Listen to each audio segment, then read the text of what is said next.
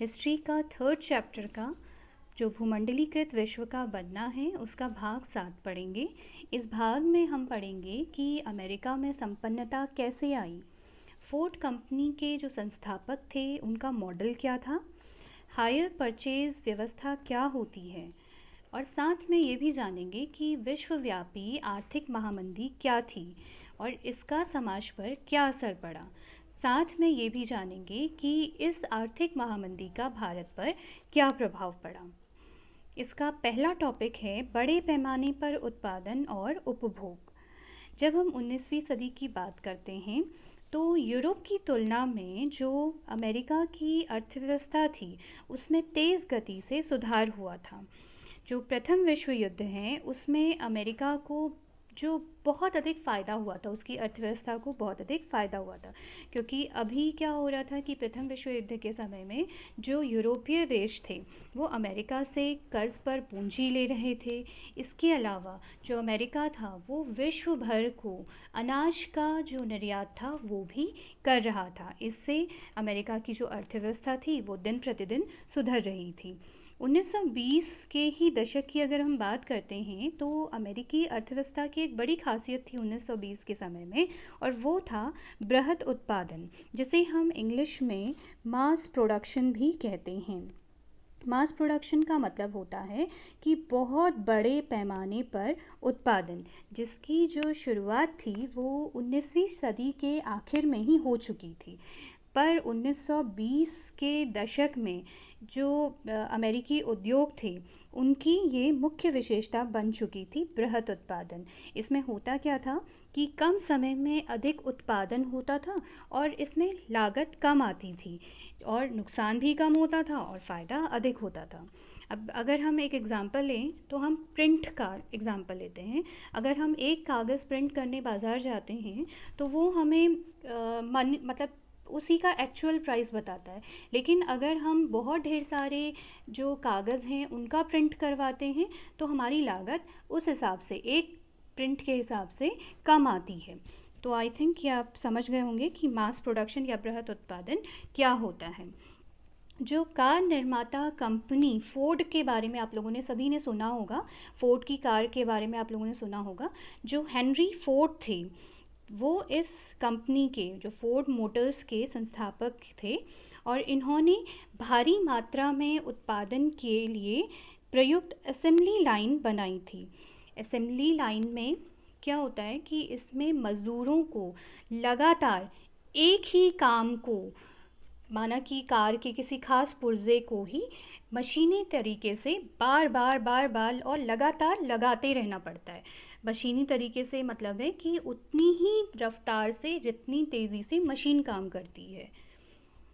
इसमें एक conveyor belt होती है और उसमें जो कन्वेयर बेल्ट होती है वो जो काम की रफ्तार होती है, कन्वेयर बेल्ट की रफ्तार और काम की रफ्तार आपस में जुड़ी हुई होती हैं। अगर कन्वेयर बेल्ट की रफ्तार बढ़ाई जाती है तो काम की रफ्तार भी बढ़ जाती है, और साथ ही जो मज़दूर होते हैं उनकी उत्पादकता भी बढ़ जाती है। कन्वेयर बेल्ट पर जो मज़दूर खड़ा होता है उसे अपने काम में कोई ढील वो नहीं दे सकता है, क्योंकि अगर वो अपने काम में ढील देगा तो काम तो आगे बढ़ता रहेगा। उससे क्या होगा कि जो उसका वाला पार्ट है, जो काम उसने करना था, वो नहीं हो पाएगा और उसका उतना अच्छा फल नहीं मिलेगा, रिज़ल्ट उतना अच्छा नहीं आएगा। इससे क्या हुआ कि कन्वेयर बेल्ट लगाने से, कि जो फोर्ड असेंबली में जो कन्वेयर बेल्ट लगी थी उससे अब हर 3 मिनट में एक कार तैयार हो जाती थी। इससे उत्पादन की रफ्तार बढ़ गई। तो इस मास प्रोडक्शन से जो पहले बनी हुई कार फोर्ड की थी वो टी मॉडल कार थी। टी मॉडल कार जो थी वो सबसे पहले बनाई गई थी इस असेंबली लाइन और कन्वेयर बेल्ट की मदद से। अब क्या था कि जहां अमेरिका में 1919 में केवल 20 लाख कारों का उत्पादन होता था, वो 1929 में बढ़कर करीब 50 लाख हो गया, या इससे भी अधिक हो गया, 50 लाख प्रतिवर्ष से भी और अधिक हो गया था। और इस व्यवस्था को केवल अमेरिका के उद्योगपतियों ने नहीं अपनाया, बल्कि जो अन्य यूरोपीय देश थे उन्होंने भी इस असेंबली लाइन और कन्वेयर बेल्ट को अपनी उद्योगों में लगाया और उससे बहुत अधिक उत्पादन किया और फिर मुनाफा भी कमाया। इस मास प्रोडक्शन से जो इंजीनियरिंग आधारित जो वस्तुएं होती थी उनकी लागत कम हो गई, जिससे उनकी कीमत भी कम हो गई और जो मज़दूर थे वहाँ के उनको भी बेहतर कमाने का मौका मिला, मतलब उनकी भी आय अच्छी हो गई। तो वे लोग भी कार जैसी वस्तुएं खरीद सकते थे। यहाँ पर ये भी बात ध्यान देने वाली है कि केवल कार की ही खरीद में बढ़ोतरी नहीं हुई, बल्कि फ्रिज, वॉशिंग मशीन, रेडियो और ग्रामोफोन जैसे जो वस्तुएं होती थी उस जो माना जाता था कि रईसों के शौक़ होते थे, लेकिन अब वो आम आदमी की पहुंच भी बन गए थे। और ये सभी जो चीज़ें थी वो हायर परचेज़ व्यवस्था से खरीदी जा रही थी, यानी कि जो लोग थे वो इन सब चीज़ों को खरीदने के लिए कर्ज़ लेते थे और कर्ज़ की कीमत को ये लोग किश्तों पर अदा करते थे। जैसे ईएमआईज़ होती हैं उस पर, ये ईएमआई की व्यवस्था उस वक्त भी थी, तो ये लोग ईएमआई पर चीज़ों को ख़रीदते थे और बाद में उसकी महीने महीने भर की किश्त बांधते थे और उसको किश्तों के हिसाब से उसका जो कर्ज़ की रकम थी वो लौटाते थे। और यहाँ तक कि जो घर निर्माण थे वो भी अब कर्ज़ की किश्त देकर बनाए जा सकते थे। लोगों में अब यहाँ पर जो अपने घर की मांग वो बढ़ चुकी थी। लोग क्योंकि आराम से बैंक से लोन लेते थे और अपना घर बनाते थे, तो इस वजह से क्या हुआ कि जो मकान निर्माण का क्षेत्र था उसमें भी बहुत तेज़ी आई। लोगों को वहाँ पर भी रोज़गार मिलने लगे और उनकी आय बढ़ने लगी। इस तरह से जो अमेरिकी अर्थव्यवस्था थी वो दूसरे देशों से बहुत अधिक संपन्न हो गई। 1923 में अगर हम बात करते हैं तो अमेरिका फिर से अपनी पूंजी का जो निर्यात था, या मतलब पूंजी कर्ज़ पर दूसरे देशों को फिर से देने लगा था, जिससे वो क्या हुआ कि जो अमेरिका था वो दुनिया का सबसे बड़ा कर्ज़दाता देश भी बन गया। इससे यूरोप की अर्थव्यवस्था भी सुधर गई, क्योंकि यूरोप जब कर्ज़ ले रहा था तो वो क्योंकि अभी पहले जो विश्व युद्ध था उससे धीरे धीरे उबरने की कोशिश कर रहा था, अपनी अर्थव्यवस्था का सुधार कर रहा था, तो अमेरिका द्वारा जो पूंजी उसे कर्ज़ में मिली थी उससे वो अपनी अर्थव्यवस्था को सुधारने की कोशिश कर रहा था। इसी तरह से जो और देश थे वो भी अपनी अर्थव्यवस्था को जो अमेरिका द्वारा कर्ज़ पर दी गई रकम थी उसके द्वारा सुधार रहे थे। जो सभी देश थे उनसे क्या हो रहा था कि जो अगले 6 साल थे उसमें जो व्यापार हो रहा था उसमें हमेशा वृद्धि होती रही, पर ये जो वृद्धि थी, व्यापारिक जो वृद्धि हो रही थी, वो बहुत समय तक नहीं चली और 1929 के आते आते दुनिया बहुत बड़े आर्थिक संकट में फंस गई थी, जो विश्वव्यापी महामंदी के रूप में हम लोगों के सामने आया। जो ये महामंदी थी वो 1929 से शुरू हुई थी और करीब 1930 के मध्य तक ये बनी रही थी। ये एक ऐसा समय था जिसने पूरी दुनिया को ही बहुत बड़ी आर्थिक मुसीबत में डाल दिया था, जो करीब शुरू हुई सी थी 1929 में और 1930 के मध्य तक बनी रही। इस दौरान उत्पादन खत्म हो गए, रोज़गार खत्म हो गए, लोगों की आय खत्म हो गई, व्यापार, सभी चीज़ों में गिरावट देखी गई थी। अलग अलग देशों में जो मंदी का समय था और असर था वो अलग अलग देखा गया था। कुछ देशों में कम समय के लिए मंदी रही, कुछ देशों में बहुत लंबे समय तक ये मंदी रही, पर इस सब मंदी का सबसे अधिक जो असर हुआ था वो कृषि क्षेत्र पर हुआ था और इसके कई कारण भी थे। जैसे कि पहला कारण जो था वो था अति कृषि उत्पादन। जैसा कि आपको पता है कि युद्ध के दौरान जब अर्थव्यवस्था बहुत अधिक कमज़ोर थी तो उस समय जो अर्थव्यवस्था थी उसमें वो एकदम तेज़ी से बढ़ रही थी। आपने देखा भी होगा, आपने सुना भी था पिछले वाले भाग में कि जो उत्पादन हो रहा था वो केवल जो युद्ध संबंधी वस्तुएं थी उनका ही उत्पादन हो रहा था, क्योंकि उनकी मांग बहुत अधिक थी उस वक्त। लेकिन क्या हुआ कि जैसे युद्ध समाप्त हुआ उनकी मांग कम हो गई और उतनी ही तेज़ी से वो अर्थव्यवस्था भी गिर गई थी। अब कृषि क्षेत्र में भी आपको पता है कि जब युद्ध समाप्त हुआ तो उसके बाद क्या हुआ कि जो ब्रिटेन था उसने वापस से अपना अनाज उगाना शुरू कर दिया था, गेहूं का उत्पादन अधिक कर दिया था। इसके अलावा जो और भी अनाज थे वो बहुत मात्रा में उगाने शुरू कर दिए थे। केवल ब्रिटेन ही नहीं बल्कि ऑस्ट्रेलिया, अमेरिका, कनाडा, ये देश भी अनाजों का उत्पादन कर रहे थे। और अब इस वजह से जब अति उत्पादन होने लगा तो हुआ ये कि उनकी कीमतें बहुत ज़्यादा घट गई, क्योंकि बाज़ार में बहुत अधिक अनाज आने लगा और इस वजह से उनकी कीमतें घट गई। जो किसान थे उनकी आय भी घटने लगी, किसानों की जो आय थी उनकी आय भी घटने लगी थी। और अब उन्होंने क्या किया कि उन्होंने सोचा कि हमारी आय घट रही है या ये सामान नहीं बिक रहा है, तो उन्होंने और अधिक उत्पादन शुरू कर दिया। उन्होंने कहा कि कम से कम हमारी कुछ भरपाई हो जाएगी, तो किसानों ने जो उत्पादन था वो और अधिक कर दिया। पर इससे उल्टा हो गया, हुआ ये कि जो बाज़ार थे वहाँ पर कृषि उत्पाद ज़रूरत से अधिक आ गए थे और इस वजह से जितने भी कृषि उत्पाद थे उनकी बाज़ार में बहुत ज़्यादा बाढ़ आ गई थी, मतलब बहुत अधिक हो गए थे। तो इस वजह से उनकी कीमतें और नीचे आती गई, जिसकी वजह से जो सामान था वो बाज़ार में ऐसे ही पड़ा रहता था और उत्पादों के जो ख़रीदार थे वो कम हो गए थे और इस वजह से जो उत्पाद थे वो बाज़ार में ही पड़े पड़े सड़ने लगे थे। जो दूसरा कारण था वो ये था कि जो अमेरिका था अब वो देशों को कर्ज़ नहीं दे रहा था। जो कर्ज़े उसने दिए थे वो उसको लगा था कि अब थोड़ी सी भी, मतलब जो अमेरिकी बैंकर्स होते थे या व्यापारी जो दूसरे देशों को कर्ज़ देते थे तो वो थोड़े डरपोक जैसे होते थे, वो थोड़ी सी भी मंदी की आशंका देखते ही अपने पैर वापस खींच लेते थे। तो ऐसा ही 1929 के समय में भी हुआ। तो जो 1920 की अगर हम बात करते हैं तो अमेरिका ने बहुत देशों को कर्ज़ दिए थे, जो दूसरे देश थे उनकी निवेश संबंधी या व्यापार संबंधी ज़रूरतों को पूरा करने के लिए। जब हालात अच्छे होते थे तो अमेरिका से कर्ज़ लेना भी आसान होता था, पर जैसे ही मंदी के संकेत मिलते तो अमेरिका के जो उद्यमी या बैंकर्स होते थे वो कर्ज़ देने में घबराने लगते। फिर जब 1928 में अमेरिका ने ये देखा कि मंदी आने वाली है तो उसने क्या किया कि जो कर्ज़ थे वो एकदम से दूसरे देशों को देने बंद कर दिए। फिर जब 1928 की अगर हम बात करते हैं तो विदेशी कर्ज जो अमेरिका ने दिया था वो करीब $1 का था, लेकिन अगले ही साल 1929 में ये जो विदेशी कर्ज था वो केवल 1/4 रह गया था। इस वक्त अमेरिका ने देशों से अपने जो कर्ज थे वो भी वापस मांगने शुरू कर दिए थे। इसके जो उन देशों पर सबसे अधिक प्रभाव पड़ा जो पूरी तरह से, जिनकी अर्थव्यवस्था पूरी तरह से अमेरिकी कर्जे पर ही निर्भर थी।